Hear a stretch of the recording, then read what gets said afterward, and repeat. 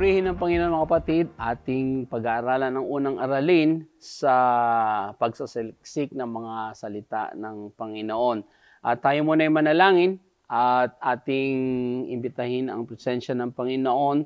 Panginoong Jesus, salamat muli sa pribileho na ito, Panginoon, na ikaw ay aming talakayin, pag-aralan, at salamat, Panginoon, sa iyong kalooban na ikaw ay manguna sa lahat ng aming pag-aaral na ito, sa bawat aralin, especially sa unang aralin na ito, ng isang mambig ng pagturo at bawat makikinig sa pangalan ni Jesus. Amen. Purihin ng Panginoon, ating simulan sa lumang tipan. Ito ay yugto ng panahon. Ating makikita na ang lumang tipan ay sumasaklaw sa maraming pangyayari sa loob ng libu-libong taon. Ating hatiin ang kapanahonan sa apat na bahagi bilang isang paraan upang lalo nating maunawaan ang ilan sa pangunahing kaganapan o pangyayari. Ang panahong ito ay una, kawalan ng kasalanan, pangalawang budhi, ang konsensya, mga patriarka at kautusan at mga propeta. Tingnan natin ang kabuuan ng mga ito. Sa kawalan ng kasalanan, unang bahagi, ang kawalan ng kasalanan ay umabot mula sa paglikha ng tao hanggang sa kanyang kasalanan sa Hardin ng Eden. Ang haba ng panahon na ito ay hindi alam. Sa budhi at konsensya, ang konsensya ay sumasaklaw sa panahon ng pagkahulog ng tao, ang orihinal na kasalanan hanggang kay Abraham, ang mga patriarka. Ang panahon ng mga patriarka ay umaabot mula kay Abraham hanggang kay Moises, at ang apat na bahagi ang kautusan at ang mga propeta. Ang panahon ng kautusan at mga propeta ay umaabot mula kay Moises hanggang kay Kristo. Ang ating unang aralin ay saklaw sa mga kaganapan mula sa paglikha hanggang sa unang paghukom. Tingnan natin ang aklat ng lumang tipan. Ang Biblia ay kinasihan ng Diyos. Sinasabi sa 2 Pedro 1 hanggang sa 21, sapagkat hindi sa kalooban ng tao dumating ang hula kailanman, kundi ang tao ay nagsalita buhat sa Diyos na nangag-udyok ng Espiritu Santo. Malinaw na ang lumang tipan ay kinasihan ng Diyos ayon sa 2 Timoteo 3:16, ang lahat ng mga kasulatan na kinasihan ng Diyos. Sa wikang Grego, kung saan isinulat ang bagong tipan, ang salitang inspired ay nangangahulugang God-breathed, hiningahan ng Diyos. Hindi isinulat ang Biblia ayon sa kalooban ng mga tao. Ito ay hindi lamang patungkol sa Diyos. Ang Biblia ay hindi lamang aklat ng tao tungkol sa Diyos, ngunit ang aklat ng Diyos para sa buong sangkatauhan. Ang pangunahing salita sa 2 Pedro 1:21 ay kumilos, sa orihinal na wika.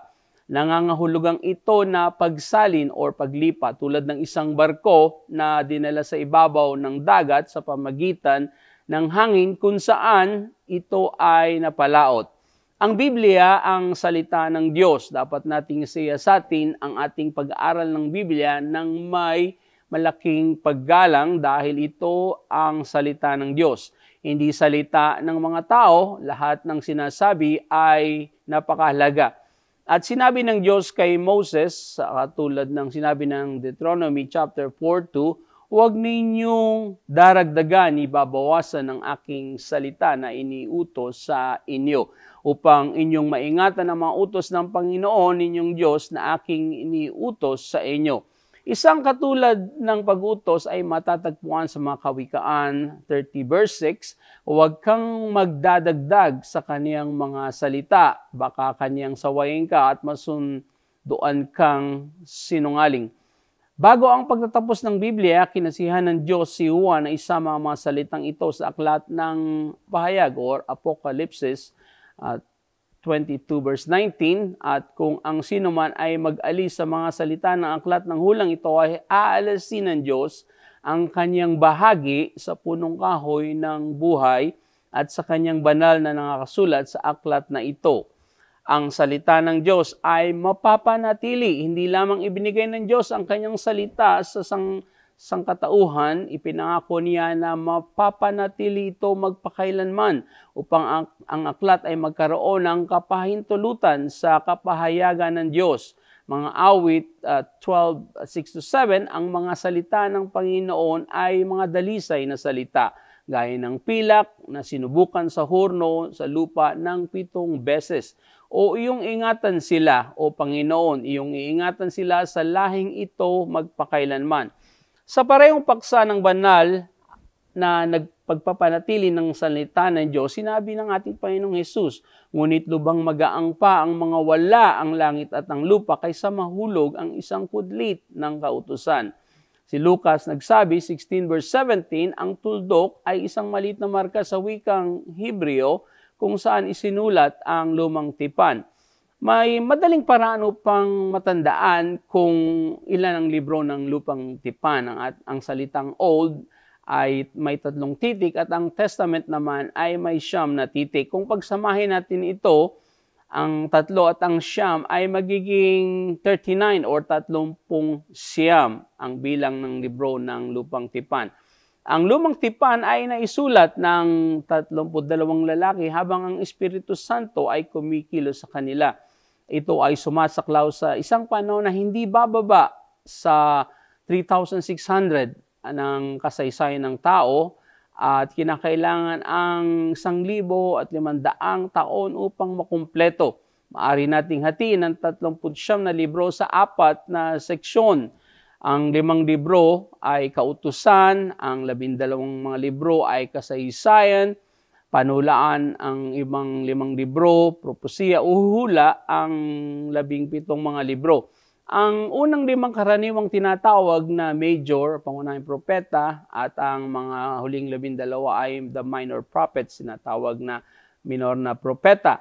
Ang Biblia ay makapangyarihang aklat at ang pag-aaral nito ay maaring baguhin ang buong pananaw ng buhay ng isang tao. Isang kwento ng Mutay ni Sabauti, kinahantungan ng mamutero ng barko, ay isang pangyayari ay naganap at sila ay nakarating na kasama ng mga katutubong kababaihan sa malungkot na isla ng Pitcairn. At may mga maputing sailors, 6 na katutubo or natives, 10 babae, na may gulang na 15 taon. Alam ng isa sa mga mandaragat na kung paano gumawa ng alak. At nangyari, ang isla ay napuno ng paglalasing at bisyo. Pagkatapos ng ilang panahon lamang, isa lamang mandaragat na naiwan na namuhay. Napalibutan siya ng mga katubong kabaihan at ang kanilang mga anak. Natagpuan ng mandaragat na ito ang isang Biblia sa baul na kinuha mula sa barko na lumubog at nagsimulang magturo ito sa mga nakaligtas. At dahil dito, ang kanyang buhay ay nabago at hanggang naging ganoon din ang buhay ng buong kolonya. At noong 1808, ang barko ng Estados Unidos ay bumisita sa isla na ito at kanilang natagpuan na maunlad ang komunidad na walang alak at walang krimen. Ang Biblia ay ganap na nagbago sa buhay nila sa kolonyang ito at ito ay mula sa bata hanggang sa nakatatanda. Gaya ng sinabi ng awit 119 verse 130, ang bukas ng iyong mga salita ay nagbibigay unawa sa walang muwang. At tignan natin ang isang linggong pagkalikha. Ang unang talata ng Biblia ay nagsasabi, sa pasimula ay nilikha ng Diyos ang langit at ang lupa. Ipinahayag ng salaysay na paglikha na ginawa ng Panginoon ang lahat ng bagay na araw. Ito ay mabuti at pagkatapos noon siya ay nagpahinga. Saliksikin natin ng mga araw. Sa unang araw, sinabi ng Diyos magkaroon ng liwanag at hinati ng Diyos ang liwanag mula sa kadiliman sa Genesis 1:13. Tinawag niya ang liwanag na araw at ang kadiliman na gabi, Genesis 1:3-5. At sa puntong ito, ang lupa noon ay walang anyo at walang kabuluhan. May isang malaking bahagi ng tubig. Sa ikalawang araw naman, ay sinabi ng Diyos magkaroon ng kalawakan sa gitna ng tubig at hatiin ito ang tubig sa tubig. At sa ikatlong araw ay sinabi ng Diyos mapisan ang tubig sa silong ng langit sa isang dako at lumitaw ang katuyuan. Tinawag niya ang katuyuan na ito na lupa at ang kapisanan ng tubig, tinawag niyang mga dagat. Nung araw ding iyon ay sinabi ng Diyos, sibulan ang lupa ng damo, pananim na nagkakabinhi at punong kahoy na namumunga sa kanyang pagkakahoy na taglay ang pagkabinhi sa ibabaw ng lupa at nagkagayon nga. Sa gayoy nakita ng ikatlong araw na ang anyo ng tuyong lupa at ang pagtitipo ng tubig sa mga tiyak na dako at ang paglikha ng damo, mga halaman, mga pananim sa lupain. Sa ikaapat na araw naman ay sinabi ng Diyos, magkaroon ng tanglaw sa kalawakan ng langit upang maghiwalay ang mga araw sa gabi at maging pinakatanda at pinakabahagi ng panahon ng mga araw at mga taon at maging mga pinakatanglaw sa kalawakan ng langit at nagkagayon nga. Ng araw na iyon ay ginawa ng Diyos ang araw, ang buwan at mga bituin na hatiin ang liwanag mula sa kadiliman at upang markahan ang mga araw, mga panahon at mga taon ng kanilang mga tanda. Sa ikalimang araw naman ay sinabi ng Panginoon, bukalan ng sagana ang tubig na mga gumagalaw na kinapal na may buhay at magsilipad ang mga ibon sa itas ng lupa na luwalang kalawakan ng himpapawid. Sa pamagitan ng kanyang salita ay nilikha ng Diyos ang dakilang balyena o mga malaking isda at ang bawat nilalang na may buhay na gumagalaw sa tubig, pati na rin ang bawat ibon na may pakpak. Sinabi ng Diyos, maging mabunga ka at magpakarami ka sa lupa. Ito ay sa Genesis chapter 1:22. Sa ikalimang araw, nilalang ng Diyos ang isda at mga ibon at sa ika-anim na araw ay nakita ang paglikha ng mga hayop at sangkatauhan. Sinabi ng Diyos, ilabas niyo ang lupa sa pamagitan ng kanyang mga nilalang. At sinabi ng Diyos, igawa natin ang tao sa ating larawan ayon sa ating kawangis at magkaroon sila ng kapangyarihan sa mga isda sa dagat at sa mga ibon sa himpapawid at sa mga baka at sa mga buong lupa, sa lahat ng umuusad na nagsisiusad sa ibabaw ng lupa. Kaya nilalang ng Diyos ang tao sa kanyang sariling larawan at ginawa niya ang lalaki at babae at sinabi ng Diyos sa kanila, kayo ay humait magpakarami at inyong kalasagin ang lupa at subukin magkaroon ng kapangyarihan sa aking mga nilikha. Narito, aking ibinigay sa inyo ang bawat damo na nagdadala ng midhi na sa ibabang ng lupa, ang mga punong kahoy, ang mga nagbubunga at ito yung magiging inyong pagkain. At sa bawat hayop sa lupa at sa bawat ibon ng himpapawid at sa lahat ng nagsisiusad sa ibabaw ng lupa na kinaroroonan ng buhay, ay ibigay ko ang bawat damo na pagkain, ang sangkatauhan at ang paglikha din na ginawa sa larawan ng Diyos. At makikita na natin na sa ikapatong araw, ang paglikha after ng ang paglikha ng Panginoon ay siya'y nagpahinga. Ang paglikha ay nakumpleto niya at ang relasyon sa sangkatauhan ay dito nagsimula. Ay mayroong kapangyarihan sa pagpili at tignan natin na itong si Adan at si Eva na nilikha ng Diyos ay noong wala pang kasalanan. Sila ay nasa estado ng kamusmusan o kawalang malay. But mayroong kapangyarihan sa pagpili because dahilan na pinili ni Adan at ni Eva na magkasala in Genesis chapter 3 verse 18. Itong ikalawang kabanata ay nagbibigay ng paliwanag sa paglikha ng lalaki at babae na nagbibigay ng mas tiyak na detalye. Ipinahayag din ng kabanatang ito ng Diyos na nagtanim ang Panginoong sa hardin ng Eden kung saan inilagay niya ang lalaki at babae, si Adan at si Eva.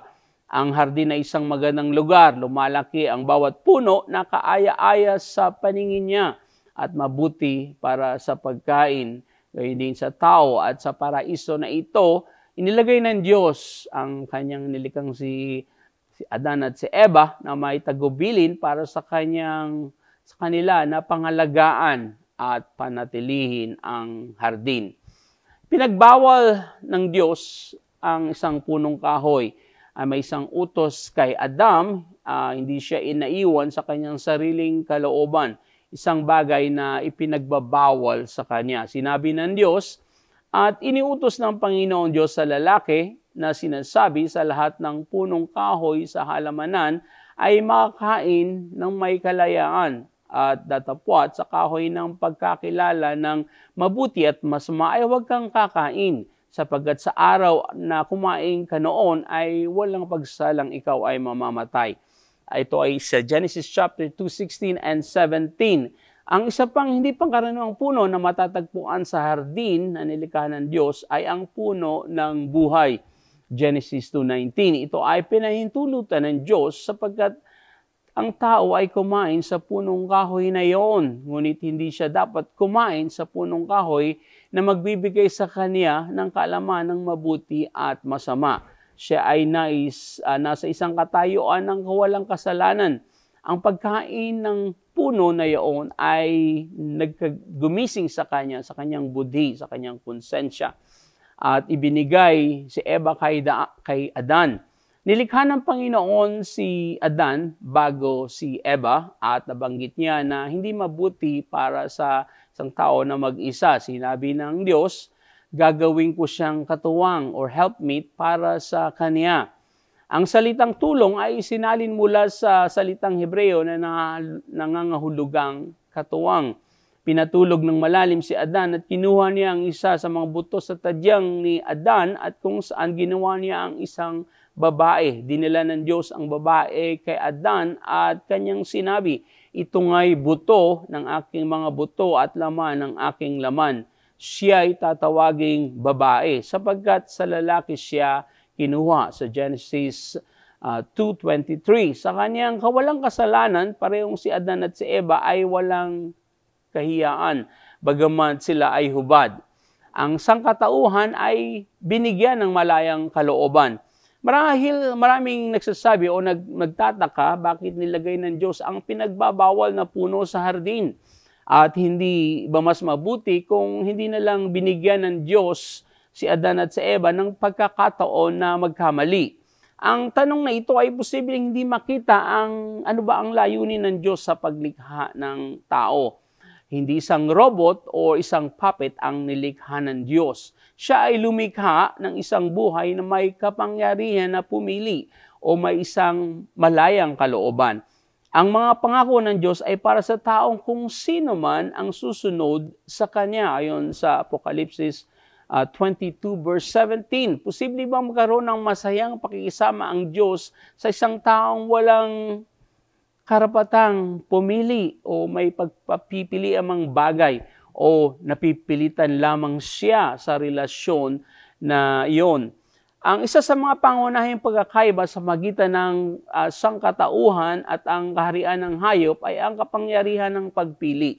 Gumawa ng mabuti o masama at mula sa simula inilagay ng Diyos sa harap ng tao ang kakayang pumili na gumawa ng tama at mabuhay o pumili na gumawa ng mali at mamatay. Dalawang magkapatid ang pinaghantulad, pinanganak sa isang pamilya na matagal nang nakalipas. Ito ay si John Calvin ay nag-aral, siya ay matalino at magalang. At sa unang bahagi ng edad ng 27 taon, isinulat niya ang isa sa pinakamaimpluwensyang libro sa aklat ng Kristyanismo, ang Institute of the Christian Religion. Ang isa pang kapatid na lalaki, si Charles Calvin, ay humantong sa isang buhay sa mga daan ng imoralidad. Ang pagkakaiba ng dalawa, hindi pagmamana, hindi kapaligiran o kanilang edukasyon.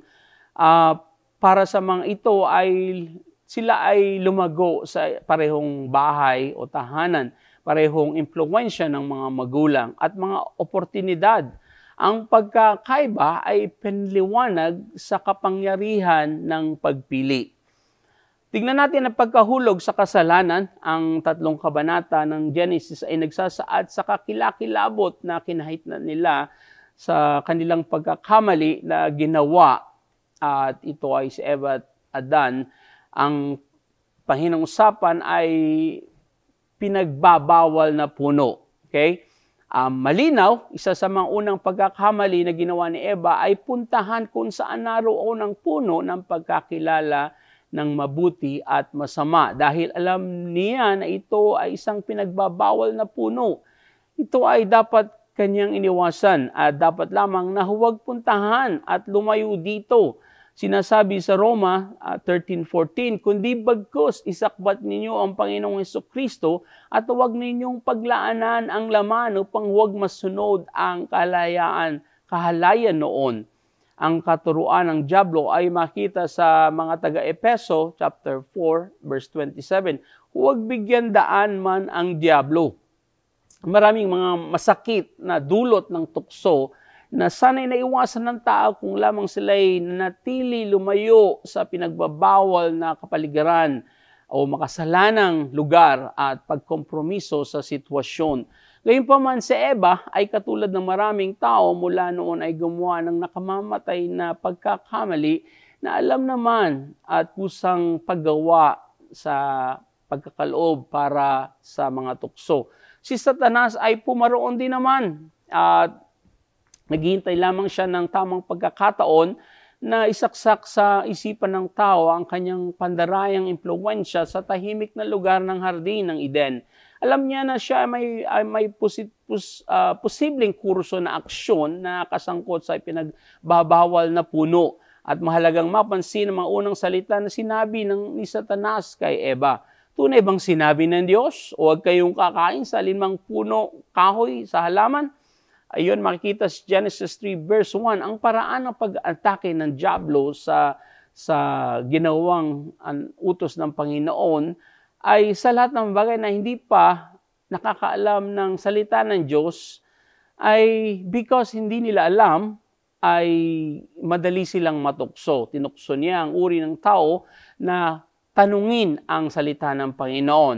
Ang mahaling pakahulugan ng dyablo, ang pagkatapos noon tignan natin ang pagkakaiba sa pananaw ng Diyos at ang pananaw ng demonyo sa magitan ng paghahambing sa salita kung ano ang sinabi ng bawat isa. Sinabi ng Diyos, sa bawat punong kahoy ng halaman ay makakakain ka at may kalayaan. Ngunit ang punong kahoy ng pagkakilala ng mabuti at masama ay huwag kang kakain. In Genesis chapter 2, 16 and 17, sinabi ni Satanas na kung sinabi ng Diyos, huwag kayong kakain sa alinmang punong kahoy sa halamanan. Ang pagbabagong ito ay tila bagang semantika or trick ng Diablo ay paglaro sa salita. Kaya isa napaka-importante na pag-usapan ano ba ang tunay na sinabi ng Panginoon. Kaya napakahalaga ang bawat parirala o ito ay napaka-critical sa pananaw at napakahalaga. Hindi dapat i-overemphasize o sobrang bigyan ng diin ng mga tao. Ngayon, ihambing natin mula sa mga pahayag na ito, ang Diyos ay nagsasalita sa positibong pananaw. Sinabi niya kay Adan na malayang makakain siya ng bawat punong kahoy sa ardin maliban sa isa. Ang pananaw ng ahas ay negatibo naman. Nakatuon siya sa katotohanan na hindi sila makakain sa bawat puno. Sa paggawa nito, sinubukan ni Satanas na gawing masama ang hari ng mabuting Diyos at iparamdam kay Eva na siya ay, imbis na pinagpala, ay nililimitahan ng Diyos. Gusto niyang ipaisip na itong maliit na bagay na ipinagbawal kaysa sa malaking bahagi na gustong ibigay ng Diyos para sa sangkatauhan. Ang pagkakataon oras na nagamit ni Satanas ay isang pamamaraan kaya tayo ay mag-ingat. Kailangan nating bantayan ang taktika na ito. Ang dyablo ay magsasalita ng kasing tunog na halos pareho ng salita ng Diyos. O di kaya ay napakalapit kung anuman ang sinabi ng Diyos upang tayo'y madaya, tayo'y maloko, at because tayo ay mga mangmang na tao na hindi natin alam ng salita ng Panginoon. So, napakahalaga na itong pag-aaral sa aralin na ito. At bukod dito, mahalaga na tandaan ang talagang tinanong ni Satanas kung talagang ibinigay ng Diyos ang ganitong utos o hindi. Ang kawalan ng kaalaman ni Eva sa salita ng Diyos at sa susunod na trahedya habang ang sitwasyon na ito ni Eva ay hindi talagang natin alam kung ano ang sinabi ng Diyos. Kaya mahalaga na ating tignan. Ang pahayag ni Eva sa pandinig ay halos ito ang salita ng Diyos. Ngunit ang Diyos ay nagbabawal na dagdagan o bawasan kung anong kanyang sinabi. Dinagdagan ni Eva ang sinabi ng Diyos. Ang sinabi ng babae according to Genesis 3:2-3, kami nga'y pwedeng kumain sa mga puno sa halaman. Pero doon, sa gitna ng halamanan, sabi ng Diyos, ay huwag kumain o di kaya'y hipuin ito, kundi kami mamamatay. At muli nating hambing ang pahayag na ito na tunay na sinabi ng Diyos. Sinabi niya, sa bawat punong kahoy ng halamanan ay makakakain ka ng may kalayaan. Ngunit sa punong kahoy ng kalamanang mabuti at masama, huwag kang kakain na yaon, sapagkat sa araw na ikaw ay walang pagsalang mamamatay. Hindi sinabi ng Diyos, hindi mo hihipuin. Sa unang tingin, ang karagdagang ito ay tila baga hindi malaga, ngunit hindi tayo nakikitungo sa salita ng tao, kundi pinangahawakan natin ano ang sinabi ng salita ng Diyos. At habang tila pinalakas na Eva ang utos ng Diyos sa pamamagitan ng pagdadagdag ng isang kondisyon na hindi naman binanggit ng ating Panginoon, dapat nating mapagtanto na hindi natin napapalakas ang salita ng Diyos sa pamamagitan ng pagdagdag dito. At sa gayong muling pag-unawa sa sinabi ng Panginoon sa Mateo 4 ay pinaglinaw pa ang puntong ito.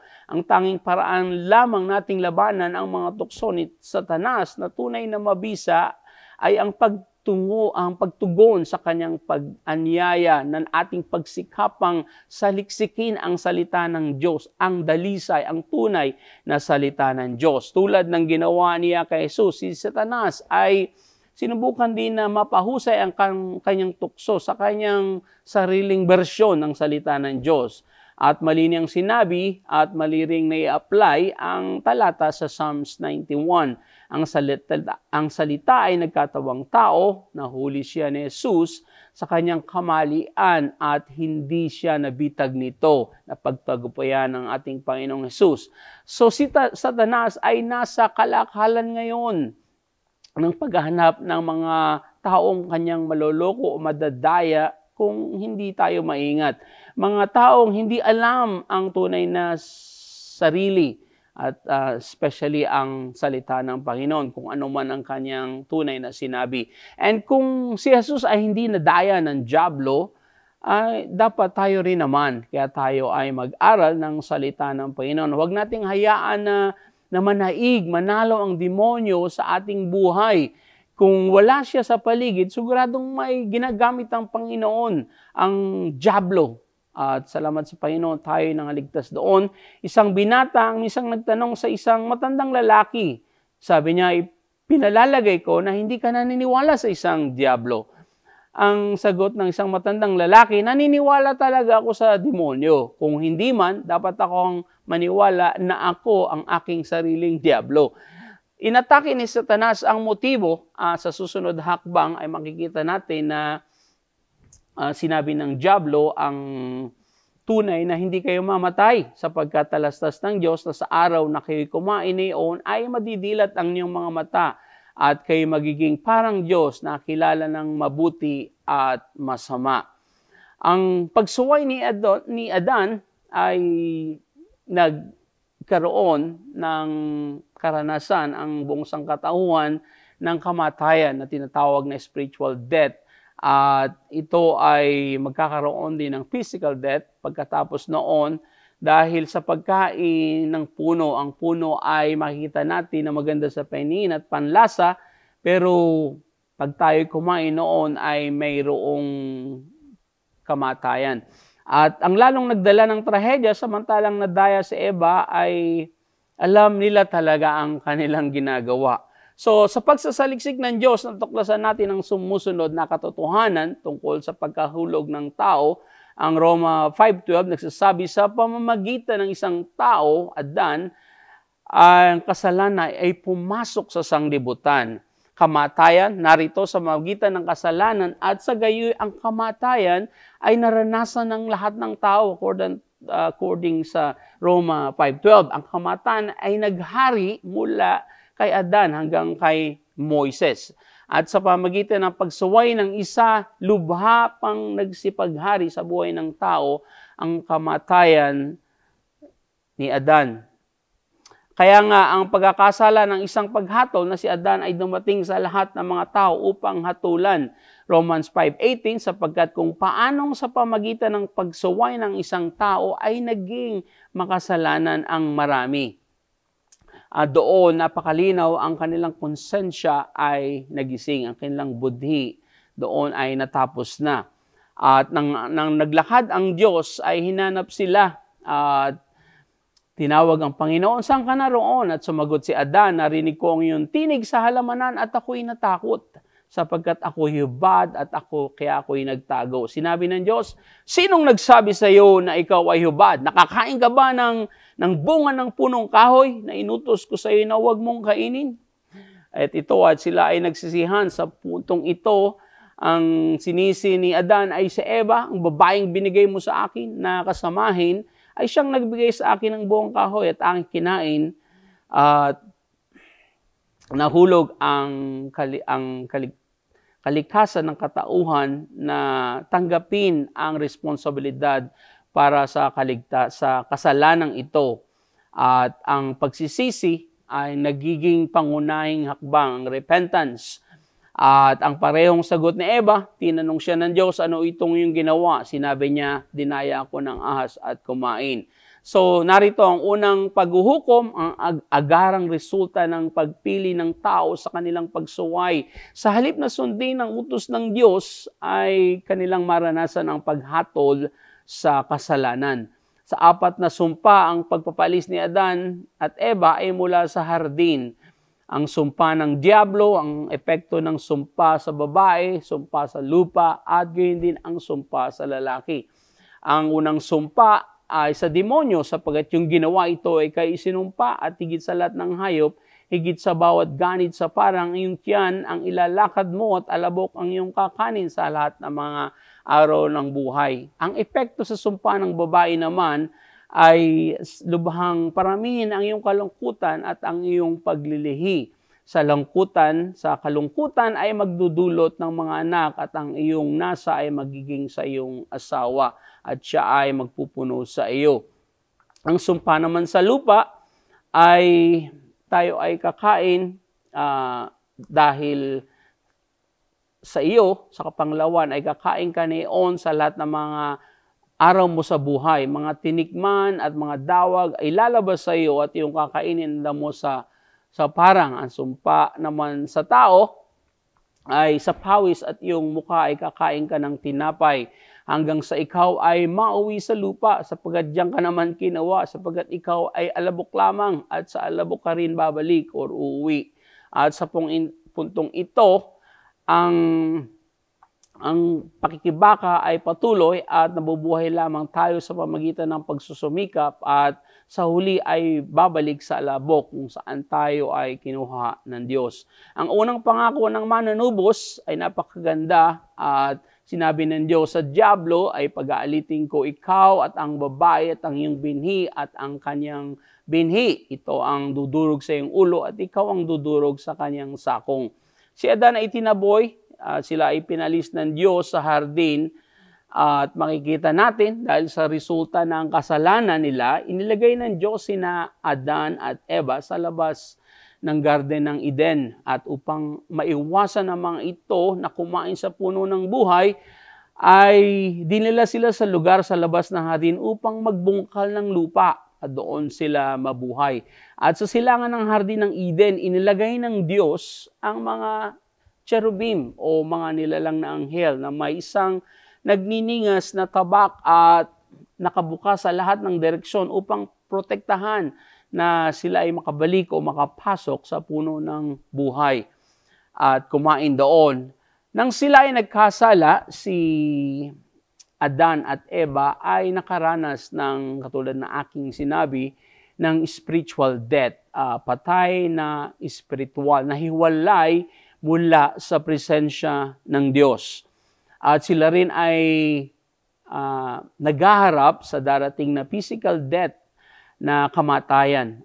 Pagkatapos ng kamatayan ay kamatayan na walang hanggan na maiwasan lamang sa pamamagitan ng pagligtas ng biyaya ng Diyos.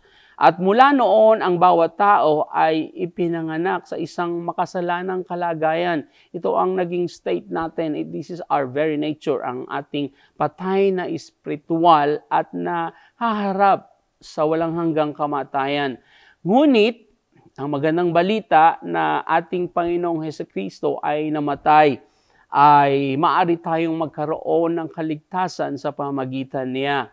At kanyang nais ibigay ang buhay na walang hanggang. So napaka-importante na ating pag-aralan ano ba ang naging dahilan ng tao ay maging makasalanan. At napakaganda, kahit naman sila ay nagkamali, ay binigyan ng Panginoon ng pagkakataon na sila ay manumbalik sa Panginoon na sa panahon ng kaniyang pagkamatay at tayo ay magkakaroon ng muling pagkakataon na bumalik sa presensya ng Panginoon.